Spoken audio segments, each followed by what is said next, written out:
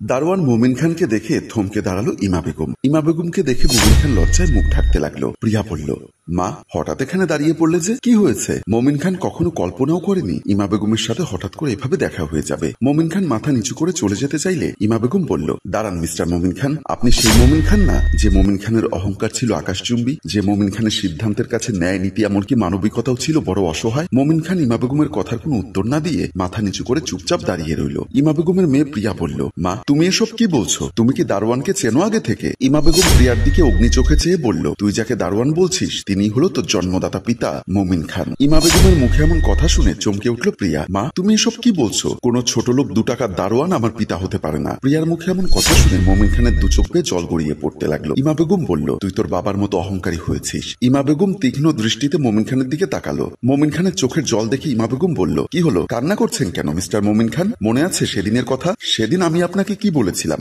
একবার মনে করে দেখুন। আমাদের বিয়ের অনেক বছর হয়ে গেছে, আমাদের কোনো সন্তানই হচ্ছিল না। আমি অনেক ডাক্তার কবিরাজ দেখাতে দেখাতে প্রায় অতিষ্ঠ হয়ে পড়েছিলাম। তুমি অফিসে যাওয়ার জন্য মেইন দরজার সামনে আসতেই আমি বললাম, আজ অফিস থেকে ফেরার সময় মসজিদের ইমাম সাহেবকে কিছু টাকা দিয়ে এসো, বলো আমার জন্য দোয়া করতে, আমি যেন তোমাকে খুব তাড়াতাড়ি একটা খুশির সংবাদ দিতে পারি। তুমি একটা তাচ্ছিল্যের হাসি দিয়ে বলেছিলে, হওয়ার হলে আরো অনেক আগেই হতো, শুধু শুধু ডাক্তার কবিরাজ আর হুজুর দেখিয়ে টাকা পয়সা নষ্ট করার কোনো মানে হয় না। আমি যে সিদ্ধান্ত নিয়েছি সেটাই ফাইনাল। আমি খান বংশের ছেলে, আমার তো আর কোনো কিছুর অভাব নেই। ওগো তুমি এসব কি বলছো? বলে আমি যখন তোমাকে স্পর্শ করতে গেছিলাম তুমি আমার হাতটা সরিয়ে দিয়ে বলেছিলে, খবরদার তুই অপয়া, তুই আর আমাকে কোনোদিন কষ্ট করতে পারবি না। তোমার মুখে আমার কথা শুনে আমি চমকে উঠে বলেছিলাম, মোমিন তুমি এসব কি বলছো? আমরা স্বামী স্ত্রী। যে নারী আজ পর্যন্ত আমাকে বাবা ডাক শোনাতে পারেনি সে কখনো আমার স্ত্রী হতে পারে না। শোনো ইমা, কান পেতে শুনে রাখো, আমি 1 সপ্তাহের মধ্যেই বিয়ে করার সিদ্ধান্ত নিয়েছি। মানে বিয়ে করবই। তোর যদি বাড়িতে থাকার ইচ্ছা হয় তাহলে থাক, আর যদি না থাকতে ইচ্ছা হয় তোর জন্য বাড়ির গেট সবসময় খোলা আছে। বলে তুমি দরজা খুলে রুম থেকে ফোন করে বেরিয়ে গেলে। সেদিন আমি তোমার সামনে দাঁড়িয়ে অনেক কান্না করেছিলাম। কেন যেন মুহূর্তের মধ্যেই অপরিচিত হয়ে গেছিল পৃথিবীর সব। সেদিন তুমি আমার ছোট ভাইটাকে পর্যন্ত ছাড় দিলে না, যে ভাই তার বড় বোনের সংসার বাঁচাতে তোমার কাছে এসেছিল। সেই ছোট্ট মানুষটাও তোমার অহংকার আর আভিজাত্যের রোষানল থেকে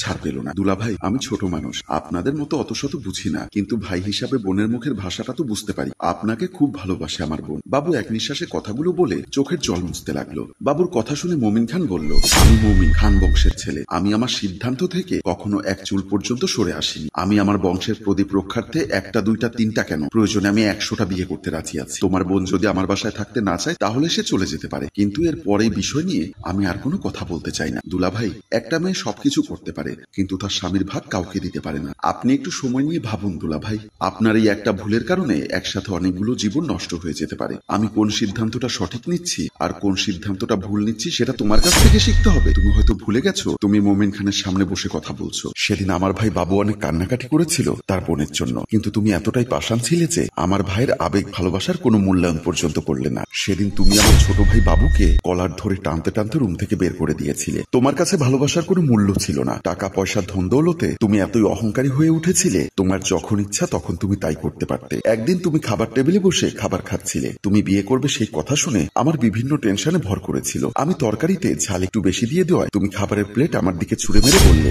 যদি ঠিক মতো রান্না বান্না করতে না পারিস তাহলে তুই শুধু শুধু আমার ঘরের অন্ন ধ্বংস করছিস কেন? যা, এই মুহূর্তে তুই আমার বাড়ি থেকে বেরিয়ে যা। তোর মতো অপয়া মুখ দেখলেও আমার অমঙ্গল হবে। আমি ক্ষীণস্বরে বললাম, কি হয়েছে, কোনো সমস্যা? এই এটা কি রান্না করেছিস? তরকারি কি মানুষ এত ঝাল দিয়ে রান্না করে? আমি বুঝতে পেরেছিলাম তরকারিতে ঝাল অতিরিক্ত হয়ে গেছে। তারপরও তরকারির বাটি থেকে আলু তুলে নিয়ে টেস্ট করার জন্য আমি মুখে নিলাম, কিন্তু সেদিন তুমি যতটা রিয়াক্ট করেছিলে তারপরও আমি বললাম, ঠিক আছে তুমি একটু অপেক্ষা করো, আমি তোমার জন্য মাছ ভাজি করে নিয়ে আসছি। এই আমাকে কি তোর কথা মতো চলতে হবে? যা, এই মুহূর্তে তুই আমার চোখের সামনে থেকে চলে যা। সেদিন আমি অনেক কিছু বলতে চেয়েছিলাম কিন্তু বলতে পারিনি, কারণ আমি ধরে নিয়েছিলাম সত্যি আমি অপয়া। ড্রয়িং রুমে বসে তুমি অফিসের ফাইল দেখছিলে, আমি তোমার পাশে বসতেই তুমি 2 চোখ বড় বড় করে আমার দিকে চেয়ে বললে, কি হয়েছে, কিছু বলবে? আমি আমতা আমতা করে বলেছিলাম, ডক্টর বলছিল তোমার চেক আপ করার জন্য। তোমার হাতে কি সময় হবে? আমার চেক আপ করতে হবে কিসের জন্য?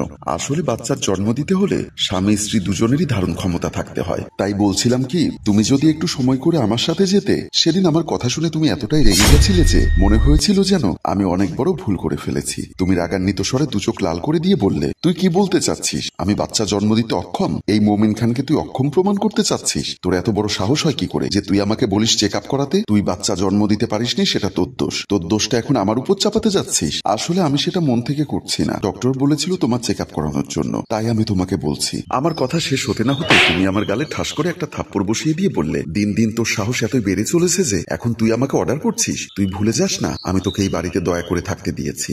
যদি বেশি বাড়াবাড়ি করিস না ঘাট ধাক্কা দিয়ে বাড়ি থেকে বের করে দিব। যা এখন আমার সামনে থেকে। আমি আর কোনো কথা না বলে সেদিন কান্না করতে করতে তোমার সামনে থেকে এসেছিলাম। আমি ডাক্তারের চেম্বারে বসে আছি। তুমি আমাকে মেন্টালি এতটাই চাপে রেখেছিলে যে আমি সেই চাপ সহ্য করতে না পেরে অসুস্থ হয়ে পড়েছি। ডাক্তার রিপোর্টগুলো ভালো করে চেক করছে। ডাক্তার একবার রিপোর্ট দেখছে আর একবার আমার দিকে চাইছে। আমি ডাক্তারের এমন কাণ্ড দেখে কিছুটা ভয় পেয়ে গেলাম। আমার মনে হলো আমার বড় ধরনের রোগ ধরা পড়েছে, কিন্তু না। তখন ডাক্তার একটা মুচকি হাসি দিয়ে বলল, মিসেস খান, কংগ্রেচুলেশনস, আপনি মা হতে যাচ্ছেন। ডাক্তারের মুখে এমন কথা শুনে আমি যেন নিজেকে বিশ্বাস করাতে পারছি না। আমি নিস্তব্ধ হয়ে বসে রইলাম। আমাকে পাথর হয়ে বসে থাকতে দেখে ডক্টর আবার বলল, কি হলো, আপনি ঘাবড়ে যাচ্ছেন কেন? আপনি ঘাবড়াবেন না, আমি তো আছি সব সময় আপনাদের পাশে। ডাক্তারের কথা শুনে আনন্দে আমার দু চোখে জল গড়িয়ে পড়তে লাগলো। মনে মনে আল্লাহকে ধন্যবাদ জানিয়ে আর কোনো কথা না বলে ডাক্তারের চেম্বার থেকে বেরিয়ে আসলাম। আমি বাসায় এসে কয়েকবার তোমাকে ফোন করেছিলাম, কিন্তু প্রতিদিনের মতো তুমি আমার ফোন তুললে না। আমি অপেক্ষা করছিলাম কখন তুমি বাসায় ফিরবে। অপেক্ষার প্রহর যখন শেষ হয়ে গেল তখন তুমি বাসায় ফিরলে। বেডরুমের খাটের উপর বসে তোমাকে সেই খুশির সংবাদটা দেব বলে অপেক্ষা করছিলাম। এমন সময় কলিং বেল বেজে উঠলো। কলিং বেলের শব্দ শুনে আমি দৌড়ে এসে দরজা খুলে দিলাম। দরজা খুলে দিতেই তুমি রুমে প্রবেশ করলে। আমি হাসতে হাসতে তোমার পায়ে ধরে যখন সালাম করতে যাব তখন তুমি পা সরিয়ে নিয়ে বললে, কি হলো, তোকে আমি কতদিন না করেছি আমাকে স্পর্শ না করতে? সেদিন তোমার এমন অহংকারী কথায় আমার কেন যেন মন খারাপ হলো না। তারপর তোমার পায়ের ধুলো আমার মাথায় নিয়ে বললাম, মমিন, আমি প্রেগনেন্ট, তুমি বাবা হতে যাচ্ছ। আমার কথা শেষ হতে না হতেই তুমি আমার গালে ঠাস করে একটা থাপ্পড় বসিয়ে দিয়ে বললে, সত্যি করে বল, তোর পেটে এই বাচ্চা কার? তোমার মুখে এমন কথা শুনে মুহূর্তের মধ্যেই আমার আনন্দে মুখরিত আকাশটা কেমন যেন কালো মেঘে ঢাকা পড়ে যায়। কি বলছো এসব মমিন? বাচ্চা কার মানে? তুমি কি বলতে চাচ্ছ?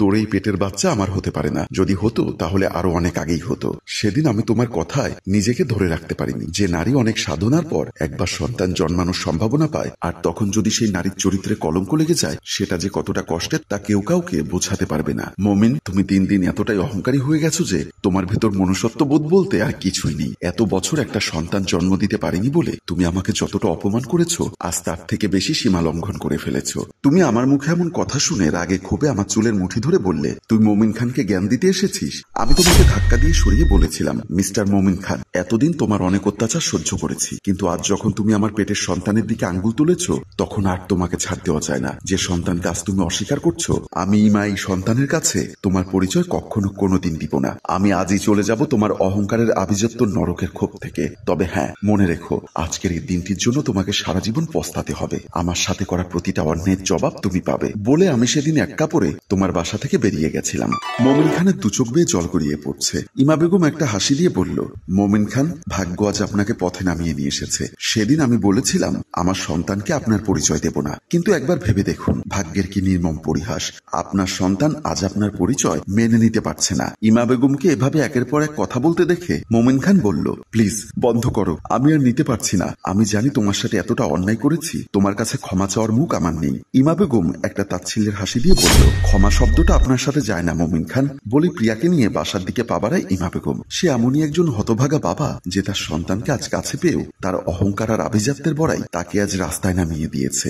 সম্মানিত ভিউয়ার্স, বাংলায় একটি প্রবাদ আছে, অহংকার পতনের মূল, যা এই গল্পে মমিন খানের চরিত্রে ফুটে উঠেছে। গল্পটি যদি আপনাদের ভালো লেগে থাকে তাহলে লাইক, কমেন্ট ও শেয়ার করে আমাদের পাশেই থাকুন। গল্পটির রচনা ও পরিচালনায় মোশাররফ হোসেন মৃদুল। ধন্যবাদ।